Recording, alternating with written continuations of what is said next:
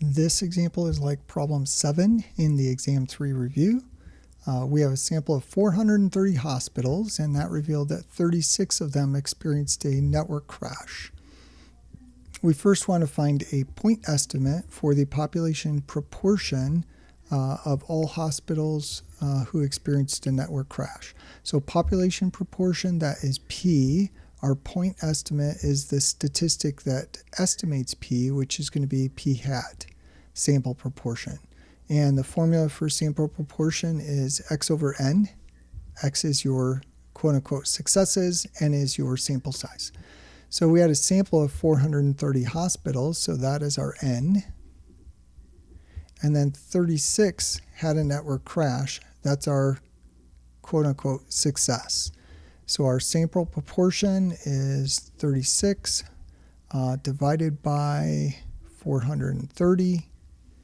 And if you compute that in the calculator, you will get 0.084, excuse me.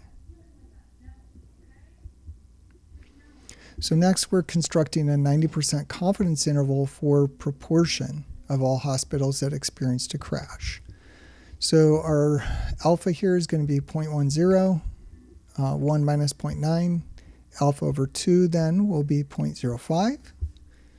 And so then our z alpha over 2, which is z 0.05.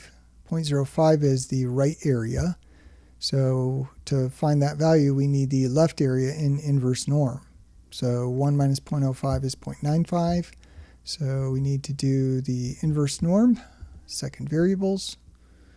3 inverse norm of 0.95. And that's 1.645.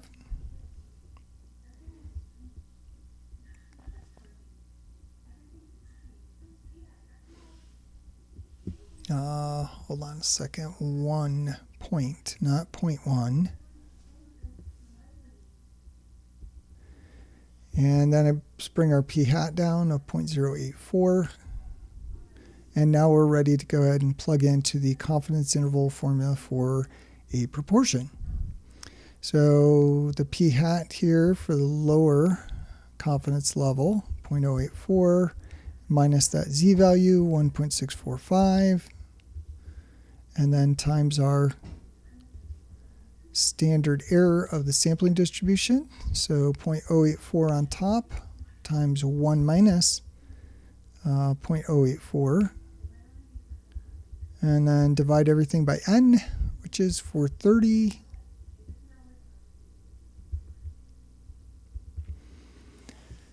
And so let's go ahead and compute our margin of error there. So 1.645, and then we want a square root, and then let's do alpha y equal enter to get a horizontal fraction, 0.084, parenthesis 1 minus 0.084 on top, and then down in the bottom, 430 is our sample size, 0.022. So 0.084 minus 0.022. And then down here, this will be for the upper confidence level, 0.084 plus 0.022.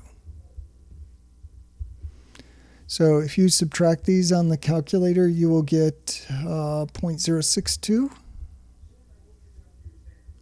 And then if you add them here, you will get 0.106. So our interval is 0.062 to 0.106. Now we can check that on the calculator. If we go to stat and then tests and then come down to the 1 prop z interval, which is choice A, press enter. Our x here is 36, n is already at 430, confidence level here at 90, so everything is set there. Calculate 0.06175, so 0.062 to 0.106. So that agrees with what we did here. We're just rounded to 3 decimal places. And now part C, server manufacturer claims that no more than 7% of customers experienced a crash during the previous year. Does the confidence interval contradict that claim? So our confidence interval is 0.062 to 0.106. So we've got here 0.062, 6.2%, up to 0.106.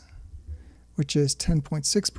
7% is 0.07, so that would be about right here, which is inside the interval. So no, it does not contradict.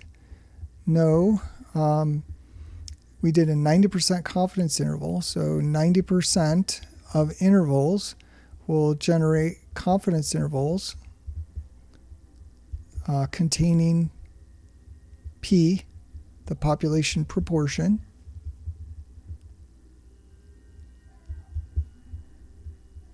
And what we see is that the hypothesized population proportion, 0.07, is in the interval, as it should be 90% of the time.